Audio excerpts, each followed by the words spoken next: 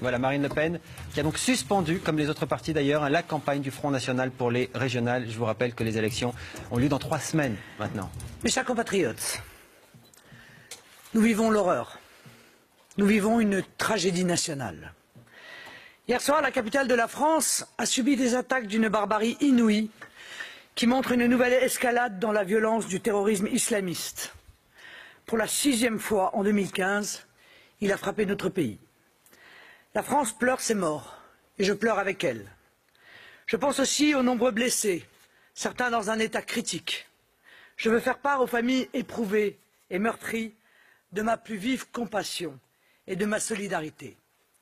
Je salue le dévouement et le professionnalisme de nos forces de l'ordre et de nos services de secours, et je veux leur dire ma considération. Ils forcent l'admiration de toute la nation.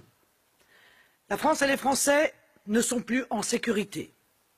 Mon devoir est de vous le dire. Et des mesures d'urgence s'imposent.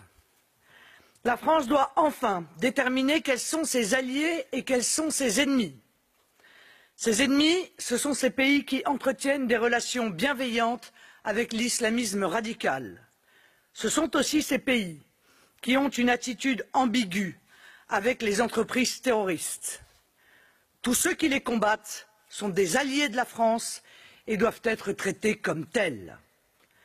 Le président de la République a annoncé l'état d'urgence et le contrôle temporaire aux frontières, c'est bien.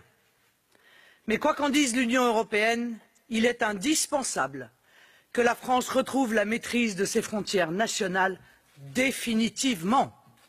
Sans frontières, il n'y a ni protection, ni sécurité possible. La France a été rendue vulnérable.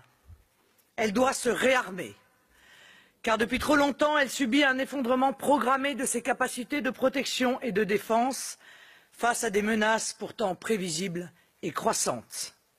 Elle doit rétablir ses moyens militaires, de police, de gendarmerie, de renseignement et de douane.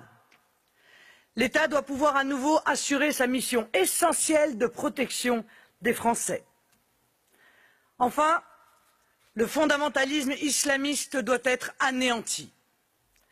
La France doit interdire les organisations islamistes, fermer les mosquées radicales et expulser les étrangers qui prêchent la haine sur notre sol, ainsi que les clandestins qui n'ont rien à y faire.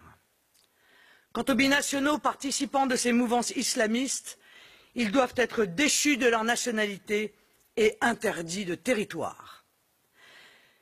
Mes chers compatriotes, nous sommes un peuple courageux. La nation doit être unie dans cette épreuve. Au-delà des mots, c'est l'action forte et implacable qui protégera les Français et pérennisera cette unité. Vive la République, vive la France. Michaël Darmon, un discours qui commence par la compassion, évidemment, mais un discours qui devient très rapidement très politique. Oui, un discours d'abord qui utilise les mêmes mots utilisés et entendus chez François Hollande, chez Nicolas Sarkozy, chez Cambadélis. Donc là aussi, une association à cet état d'urgence politique et cette union nationale.